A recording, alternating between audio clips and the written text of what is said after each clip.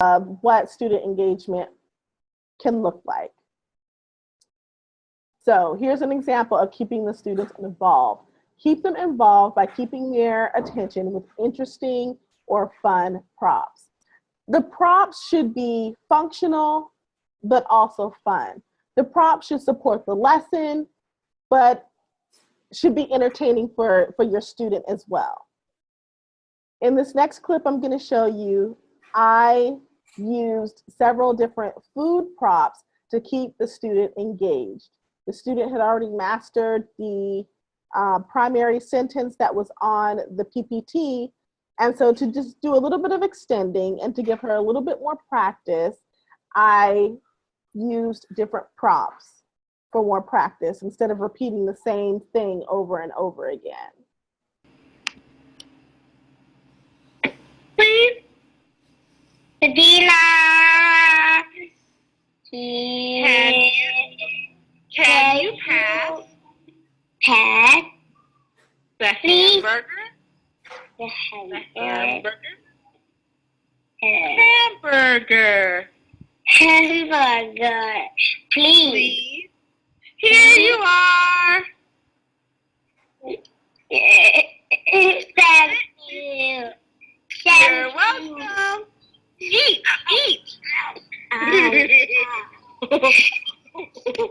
Very good. Kendra, can you pass the banana, please? Here you are. Here you are. Thank you. You're welcome.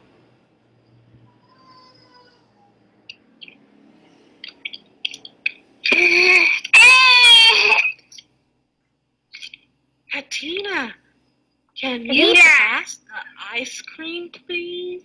Ice cream, please. Can you pass?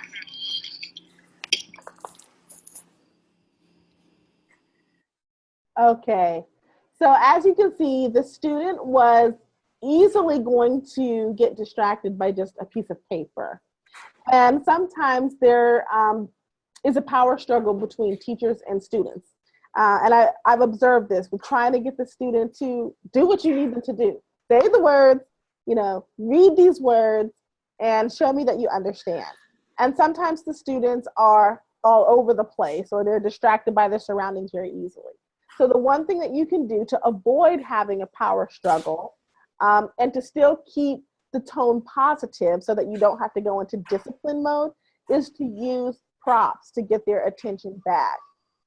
Okay.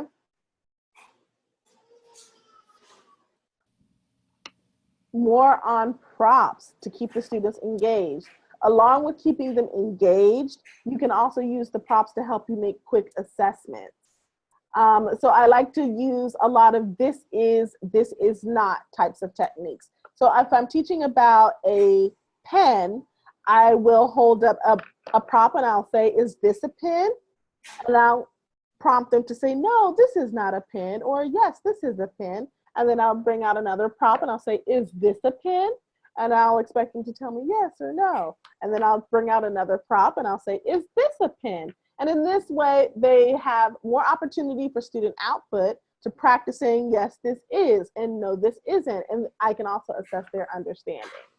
You can also use props such as realia, so bringing in real life objects. If you have food that you could use for the unit that talks about food, use your real food.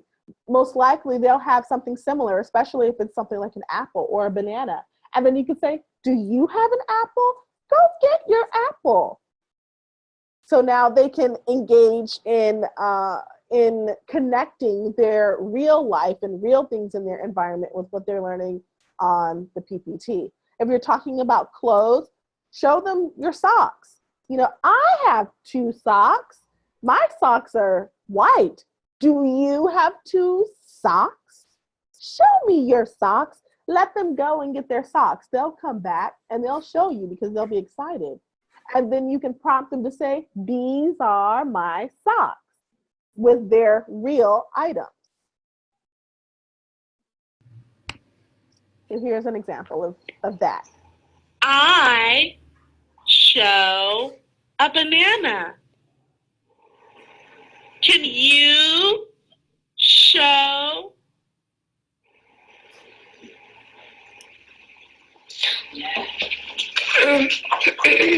I show book. Yes! Yeah, high five, high five, high five, high five. Good job, Alan.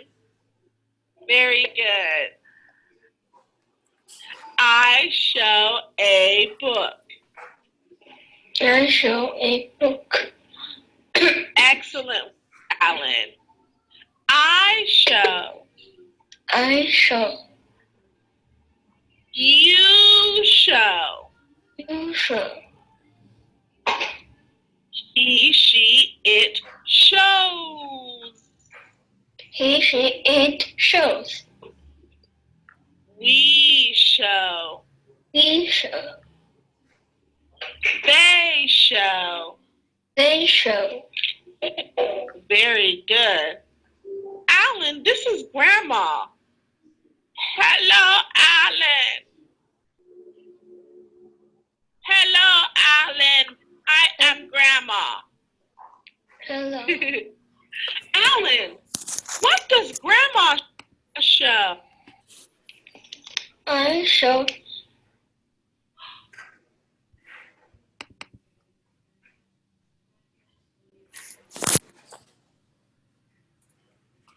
banana.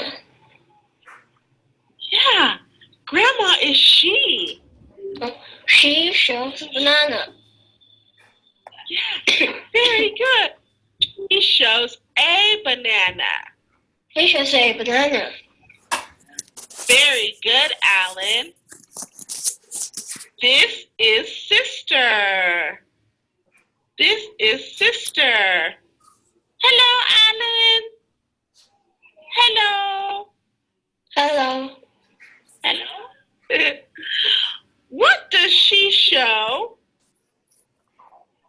He show.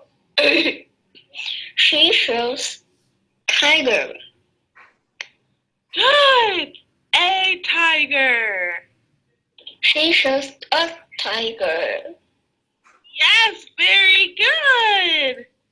This is So get creative with your props because you can use them in such a variety of ways. I used a tiger, which had nothing to do with this lesson at all, but we could practice the verb show with that. And then as the lesson went on, I didn't just show him a bunch of things. I had him start showing me things around his house. Ooh, what is that? Can you show me this? Can you show me that? And he became excited because he could understand the message. We were engaging in dialogue, showing and telling, and he could participate in that with real things around his house. I'm seeing that someone asked, are most of the students this serious? Some of them are really serious, but some of them are really goofy and silly too. So there's a range of personalities. There's a range of personalities. But as I typed, even though the student is serious, he does enjoy the class. The parent feedback is positive and they continue to book. And I think he looks forward to the exchange that we have because the class is, thankfully, I still get booked with him all the time. So even when the students do seem serious, don't let their personality subdue yours. Still be outgoing, still have fun, still be entertaining, because they just may be a little nervous. And it may be in their personality to be reserved, but they might like a little break from that because it's probably the type of studying that they've had all day long. So give it a try if you're feeling nervous about being overwhelming for a student, or if you think that it might be too babyish for the student. It's really not, because at the end of the day, they're still kids. They like to play pretend, they like to show you things, and they like to tell you about their life.